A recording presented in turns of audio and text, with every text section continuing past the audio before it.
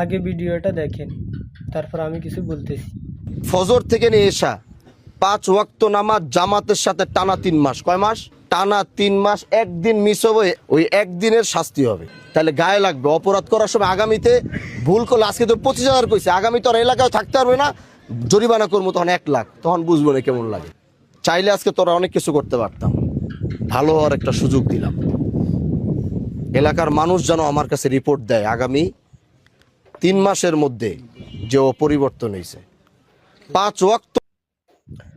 ওনার মতো যদি বাংলাদেশে এমপি থাকতো, তাহলে বিচার বিভাগ আরও আগেই সুস্থ হতো।